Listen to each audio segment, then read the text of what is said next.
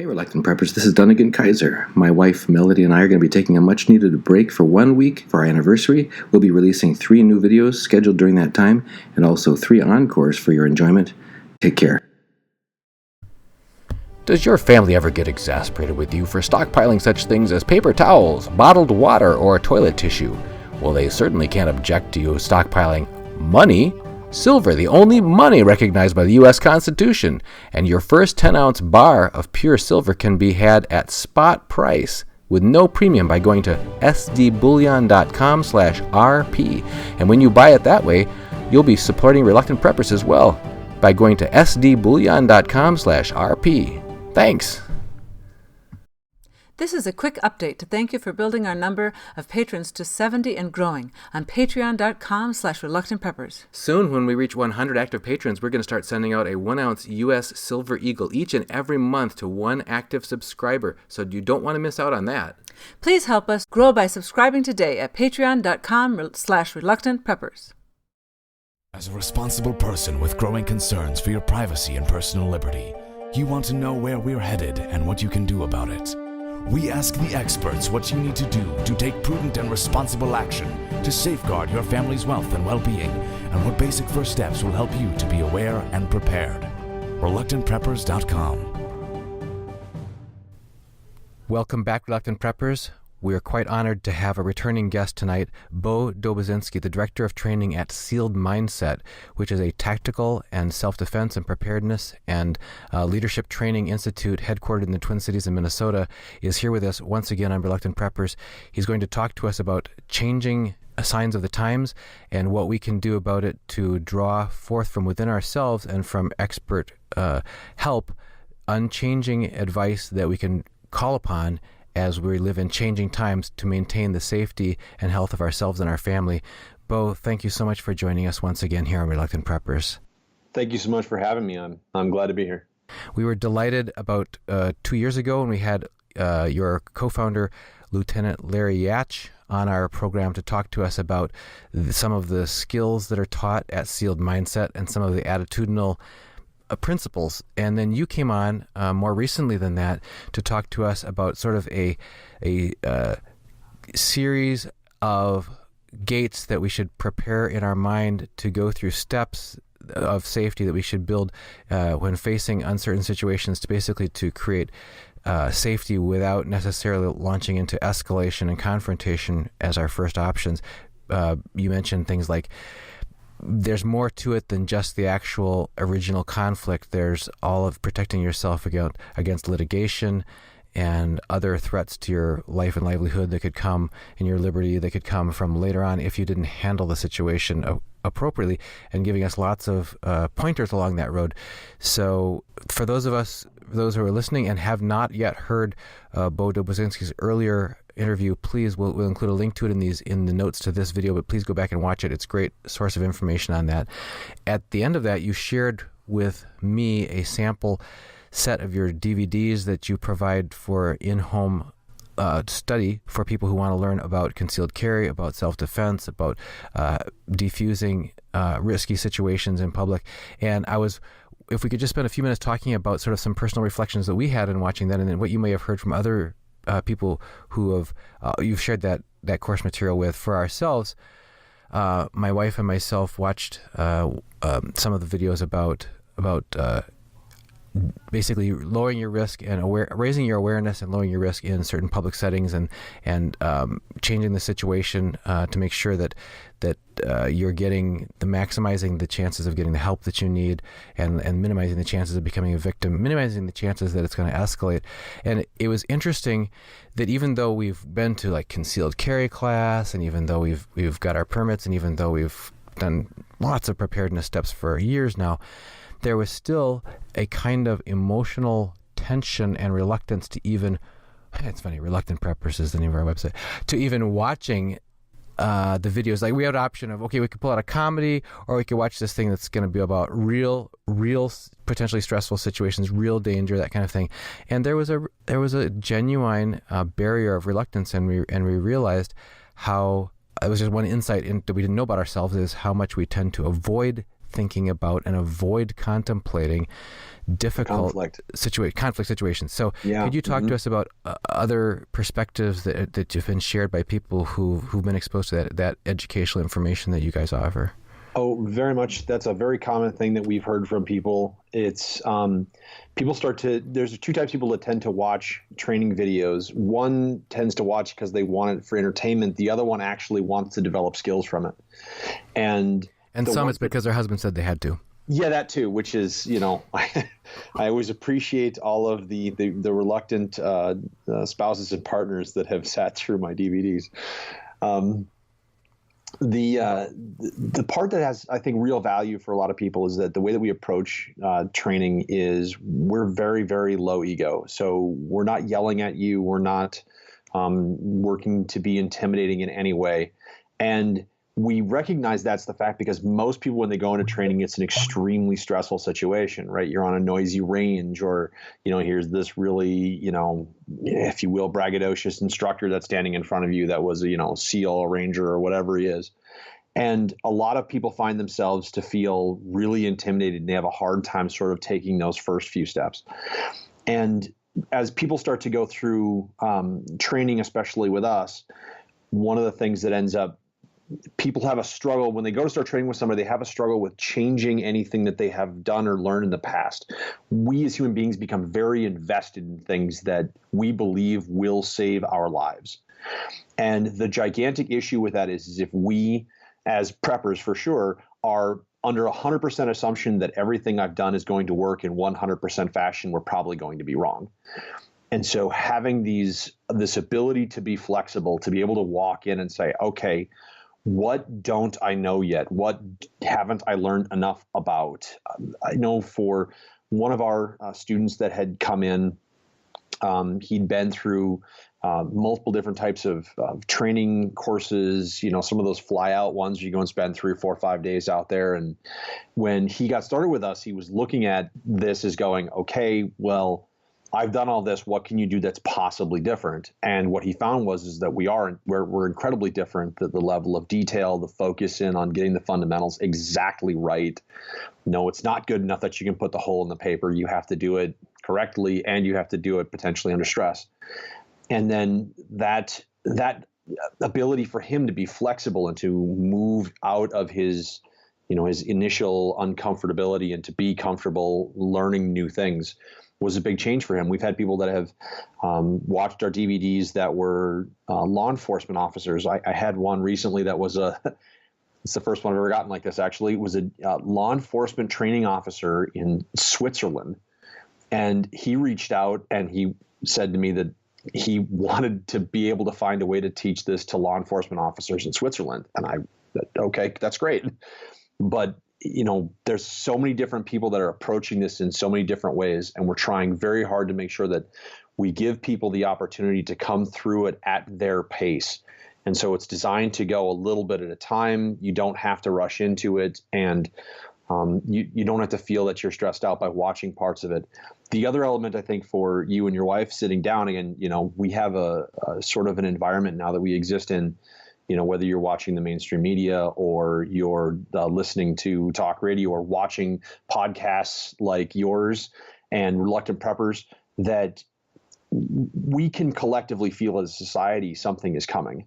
And we're not exactly sure what it is. I was listening to a discussion today on a radio program that said there are 5 elements that precede a civil war.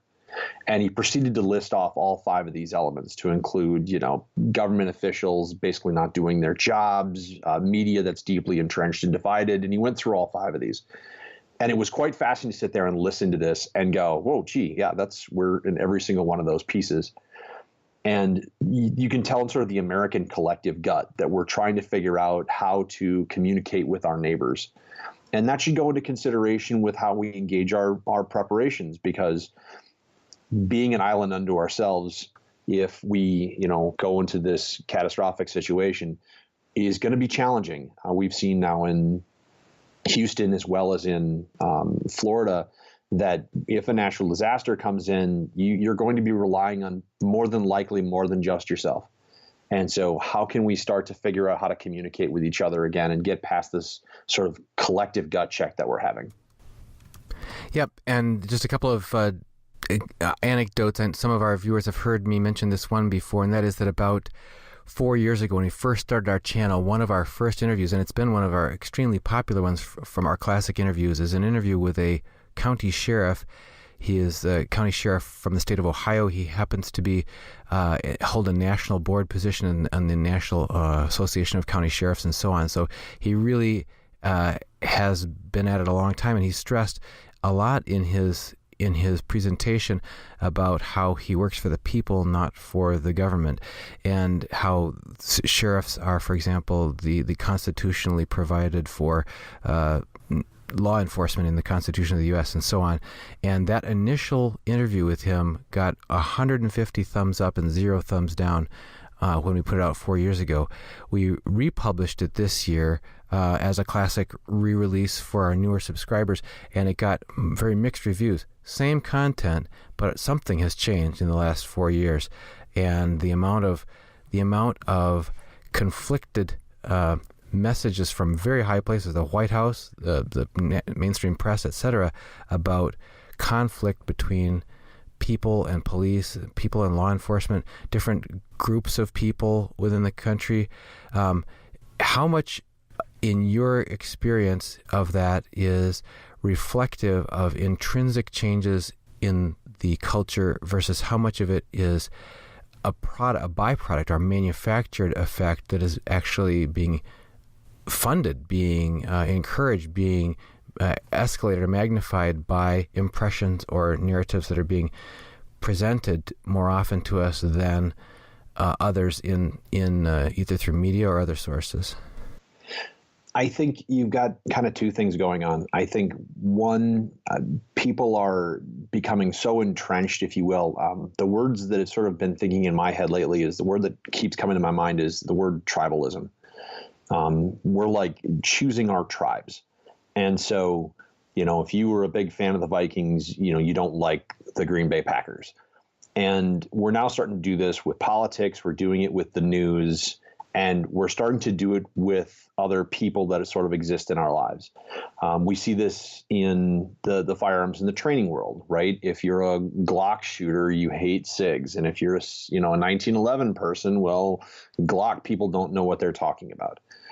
And it's a fairly interesting sort of how entrenched people have become. That's sort of what I think is going on. I think the narratives that we're seeing, whether it's from the news media or other areas, I think they're feeding off of the tribalism, that it allows them to achieve ratings, and it allows them to sort of keep their group as close to them as possible.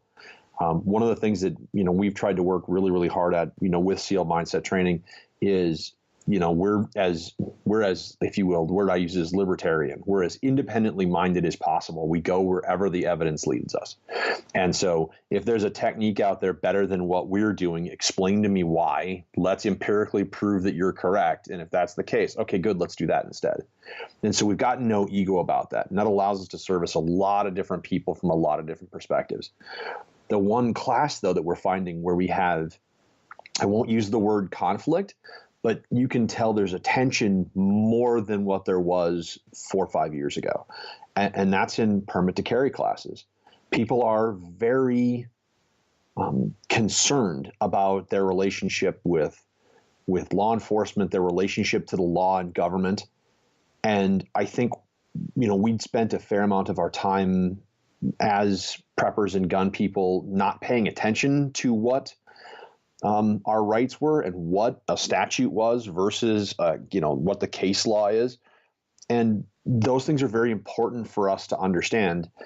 And a lot of training outfits and things like that are kind of doing their people a big disservice by not helping them, their clientele, understand how their rights with having that firearm interlock with their responsibilities as being a member or a citizen of the society.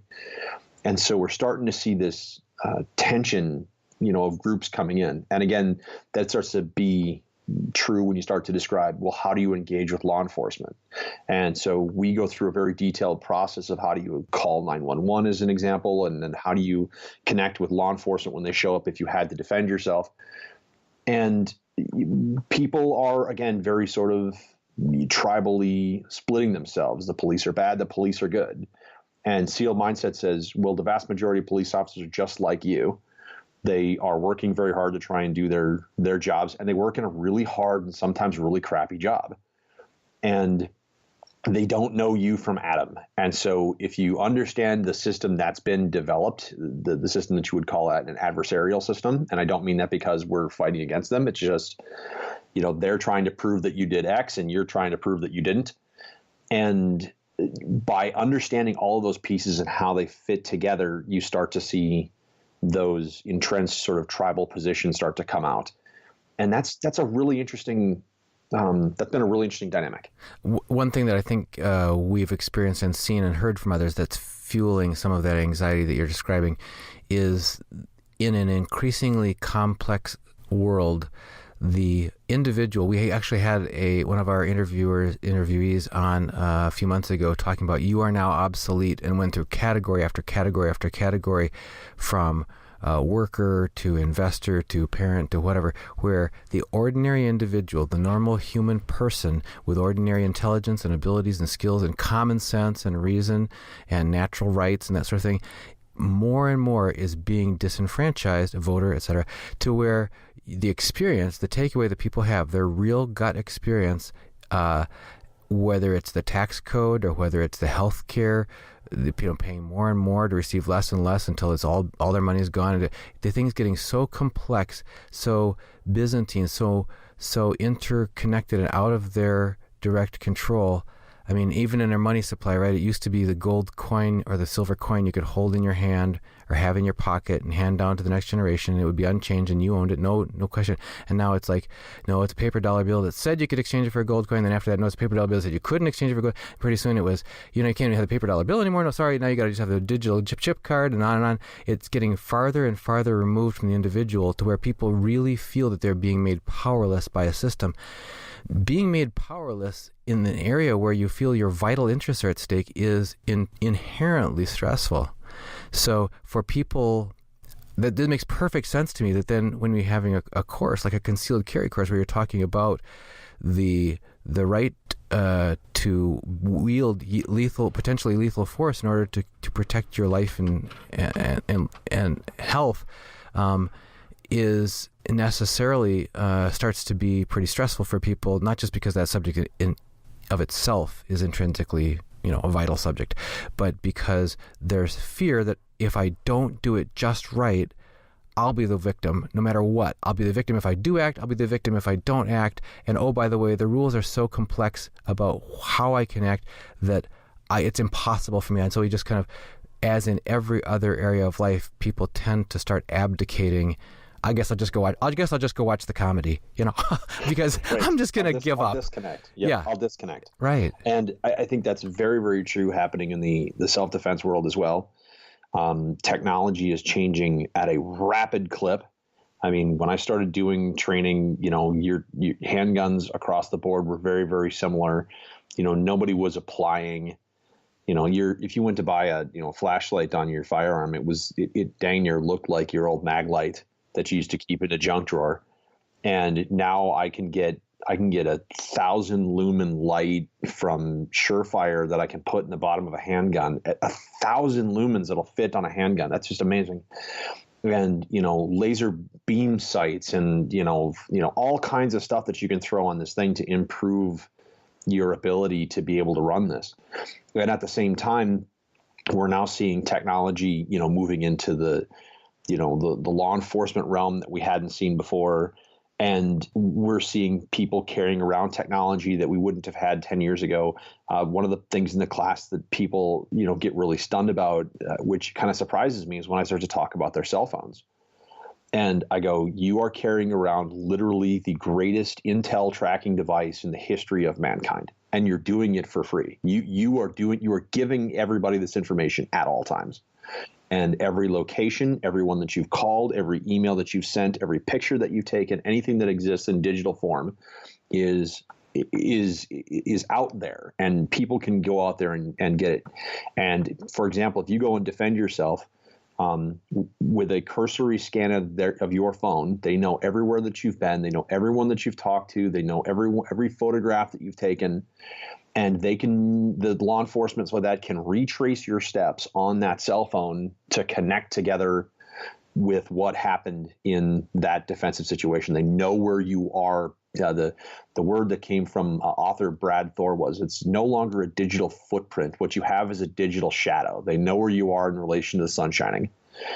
And I was chatting with a law enforcement officer recently talking about how they can go through crime scenes, and they have the ability now to go to a crime scene, and they can set up it looks like a cylinder looking device on top of a tripod. And the cylinder looking device will do a 360 degree photo scan of the area, and they can literally create a 3-dimensional model of the space that they can use to analyze every direction a shot fired, every direction a casing flew, every footstep. I mean, the whole 9 yards. It's incredible. And I think people are feeling this element of stress, to wondering whether or not what they would do to defend themselves, is it going to get them away from this, behemoth of a government, right? I don't mean get away with it. What I mean is that if I go and act and defend myself and they use all of this stuff, is there anything that I can do to make sure that I'm protected? And the great answer is no. You can do a lot of things to give yourself the best possible chance, but there really isn't a guarantee. The gentleman that I worked with in developing the legal aspects of SEAL mindset training was one of the guys that was one of the co-authors of the Minnesota permit to carry law. And he always had 2 statements whenever we were talking about an issue relating to the law. And the first one was, there are 12 opinions in a courtroom that matter, and yours isn't one of them. And the other one that he always said was, if you're talking about something and there's nothing, even if you think there's something definitive about it, you should always end the conversation with, and the jury will decide. And that's sort of the position that we're in, is that we as defenders need to work and train and develop our skills such that if we have to go to defend ourselves, we, if possible, could first avoid the conflict. If we can't avoid the conflict, can we deter the threat? And if we can't deter the threat, did the actions that we take meet what I call the foundational legal perspective of defense? That foundational legal perspective works wherever you happen to be. So forgive me as I run through this, but in order to be seen as, in order to be not prosecuted or convicted, you need to be seen by a prosecutor or a jury as someone who is an unwilling participant, absent of any aggression or provocation, that the force that you used was necessary and that no lesser force would do, that you had no way to retreat safely, that you're in immediate fear of great bodily harm or death, the great bodily harm or death of another, and that you were reasonable in the grounds for your fear. And when you look at that and think about how most people are taught about self-defense, right? They're not approaching it from, look, this is how the jury's going to be looking at you. This is how the prosecutor is going to be looking at you. And you have to recognize your role as a citizen defender, defending yourself in a lethal force encounter, that your job is to do everything in such a way that the case that the officer hands the prosecutor is one he can't win. Or in fact, that he looks at it and goes, oh, that's pretty clear. And he just says, yep, we're not prosecuting, we're not charging anything. And that really is the defender's job so far as we exist in sort of a legalistic society. You talked about, in our pre-discussion, about the anxiety level of our society. We've just now covered a lot of reasons people might be feeling anxiety, but what do you know about the research into anxiety of our society? I was listening to a discussion today, I was listening to it, and according to social scientists and psychiatrists and stuff like that we are now living in the most anxiety-ridden society ever since the measurement of anxiety has been taken, and we're living in it now. And you can kind of see how that would happen. I mean, you mentioned that, we have people that we don't understand what's happening necessarily with the government. We have our entrenched political differences. We are feeling very overwhelmed by, what, particular elements of government could do to us if we happen to get on the wrong side of it. You talk about things becoming and people becoming obsolete, right? We are, we're in a society right now where we're in a new space race, but the new space race isn't who can get to the moon. The new space race is who develops AI first and who develops it better. And we're having as much change now as we did in the Industrial Revolution. And I think in the next anywhere from 10 to 20 years, we could experience an entirely different way of life. I mean, you have people out in Silicon Valley now discussing whether or not we as individuals should be getting an income here. Just because you exist, here's money. Because they're starting to wonder, okay, well, if we get all these robots running and we get all this AI running, what do we do with all the people that don't have anything to do? And that's a pretty serious problem, and we probably should be having a broader discussion on it. And I think that, we as citizens have sort of, as you mentioned, we sort of abdicated it for other people to discuss it for us. And we've done that with our own personal security. We've done it for a lot of people in our own preparations for disasters. We've just sort of abdicated that somebody else will get it done when it happens. And that's a very odd position, I think, for us as Americans to be in. We haven't really done that before. Your grandparents would have had, canned food in the basement. I mean, you would have had, ways of being able to, clear trees and debris. And now we've got people that live in, apartments in mega cities that don't have enough food for a day, much less, you won't have power for the next 3 weeks in Florida.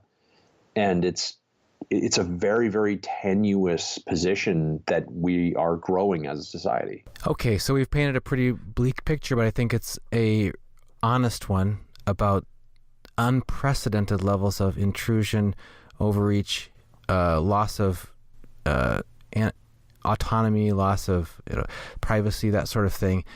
In the face of all of that and the psychological stresses that come with it, this is the signs of the changing times. There's only a certain amount that people can do about that. There's only a certain amount they can influence about that. This is the signs of the times we live in.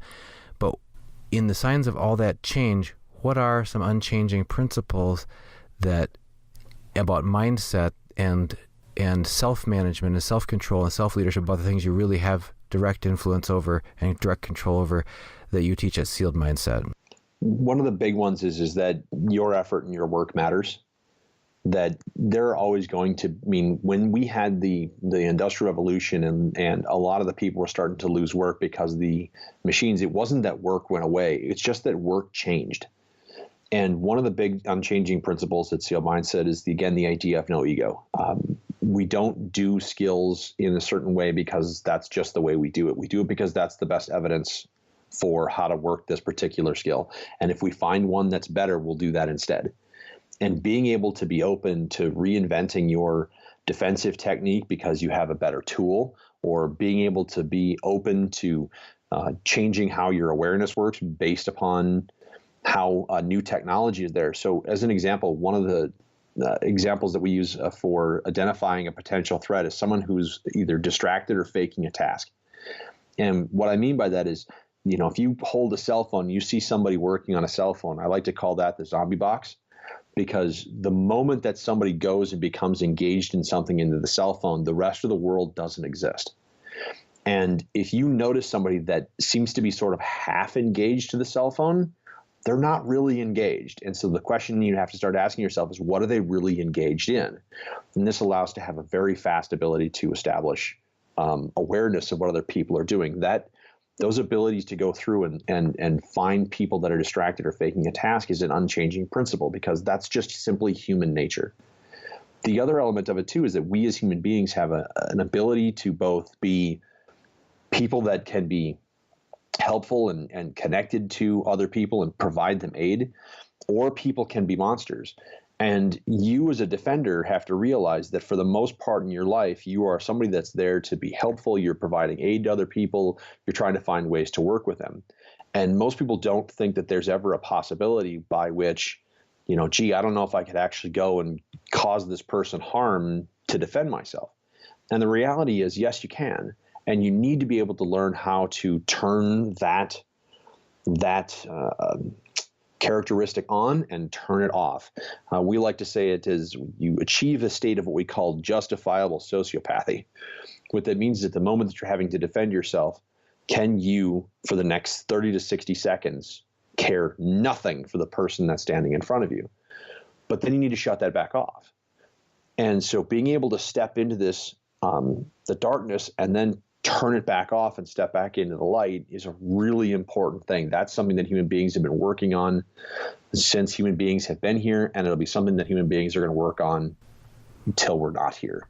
And that you just made me think about in movies about vicious wars and that kind of thing. When you see that those who immediately are retrieving even wounded enemy from the battlefield and treating their wounds and that sort of thing, because at that point they're no longer a threat. And how that can it seems to make, on the one sense, if you just think black and white, it makes absolutely no sense to be kind to your enemy if you were just shooting at them a minute ago and now you successfully took them down and now you're going to start caring for their wounds, or burying the dead, that sort of thing. But it makes real sense at a deeper level. I mean, we did it, when we were in the Civil War. We did it during World War II, World War I. Americans have done that all over the place. Humans have done that. Think about every boxing match or MMA fight you've ever seen. These guys step into the ring hoping to cave the other guy's skull in. And as soon as the fight is over, they're walking over. Hey, good fight. That was super nice. I really enjoyed, maybe it wasn't nice, but they enjoyed it, right? And this camaraderie of experience, goes through. There's a tremendous documentary on World War II that was back in the 70s. And the documentary was so wonderful because it featured people that had been in there, right? So when they were talking about like the Wolfpack attack system designed by the German Navy, they actually had Karl Dönitz right there to explain how it worked. It's like, that's amazing. Well, at one point they were talking with different pilots who were having the fight, or the British pilots having the fight over the Battle of Britain. So here you have two different guys in these machines, both of them trying to blow the other guy out of the sky. And yet when it would happen where a plane would get knocked out and one pilot would jump out of the plane and try to parachute to the ground, inevitably a pilot might get caught up on the wing. Their parachute would get caught up on the wing of another plane. And the British guys we were always so careful, just slide them off, make sure they get off. Didn't have to do that, but now they're not a threat to them anymore, and they're literally trying to figure out, how can I get these guys safely to the ground? And that's a very, very important aspect of human nature that I really hope that we can develop more. We try to do that, with the training aspect, in that you have your scenario side of it where you have somebody trying to come and attack you, and they're coming with as realistic a firearms as we can make. So you're shooting full sim rounds, it goes bang, and there's a projectile, and if you get tagged, it hurts. But when it's all over, right, the person with the mask comes off, and now you're working together trying to go, okay, what happened in that scenario? How well did that go for you? What things did we miss? What things didn't we miss? And how can we help make each other better? And any other unchanging principles because a field mindset talks not only and teaches not only immediate self-defense and preparedness, but also leadership. What is the connection there? The big element with leadership is it's trying to think of it in a new way. So many times we as people stepping into realms of leadership and stuff is we actually go in and manage versus lead.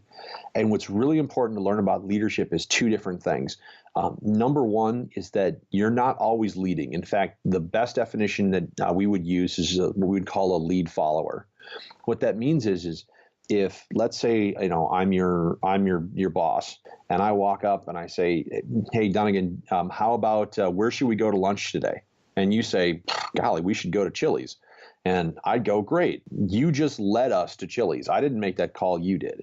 And so we're trading off who's actually leading with people that we interact with all the time. The difference between then, if you will, a leader and a manager is purely positional authority. But people can be leaders even if they don't necessarily have positional authority. They can influence and make change. The other element of it is so many times what we have is a leadership structure, a system whereby we feel that if we are not always leading, not always in command, then our worth is diminished. That somehow if somebody else becomes more successful or they can lead or they can do something that's good, that somehow our sphere is collapsed. And that's a really dangerous way to think, because that leads people to sabotaging other people and things like that. We can see it in certain types of training environments. You know, a guy getting ready, you know, that wants to go and fight MMA, right? He might go and, you know, beat up on his training partners because he doesn't want them to take the slot versus, you know, him getting that slot. And we in the, you know, on the training element, we go and, okay, no. Every other person in this room can help you and teach you how to do this better. So if you have to survive in a, you know, critical incident, you can do so. And so to change the idea that because someone else can help you or help lead this particular situation, that doesn't necessarily mean that you have less worth or that somehow you've lost power. It really isn't the case. And so to get that sort of a shift in a work environment or even within your family and your friends can make a really big difference. That also builds and strengthens trust in relationships, and relationships are a big part of how we stay safe as humans in the face of an unpredictable future. Always has been. Absolutely. Beau, our time is out, but if you could let people know what's new on your resources that you provide and where they can find out more. Oh, yeah. So we're putting out a lot of content. We do a weekly training newsletter every single week, and that's always got some information about how you can work or develop or train to improve your ability to defend yourself.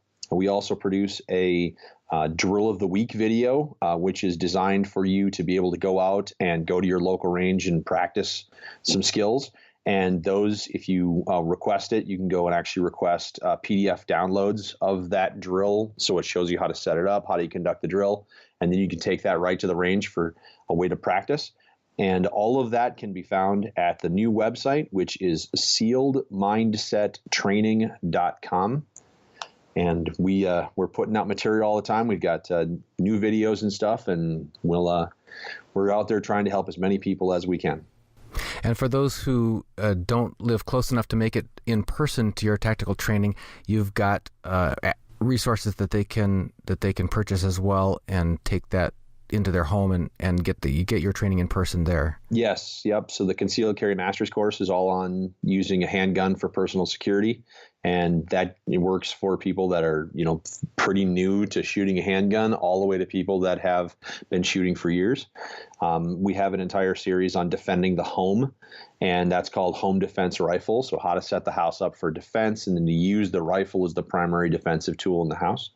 We have a video on situational awareness, and that's called Avoid, Deter, Defend. And what we do there is we actually translated the same kinds of material they would teach special operations guys to avoid enemies in the field, and we translated it to the citizen world. And that's a great one. Also teach how to use the defensive flashlight. So if you have a tactical flashlight, how to use that as a tool. And then the last video is called Real World Safety, and that's a great video that covers a lot of the same material in Avoid, Deter, Defend.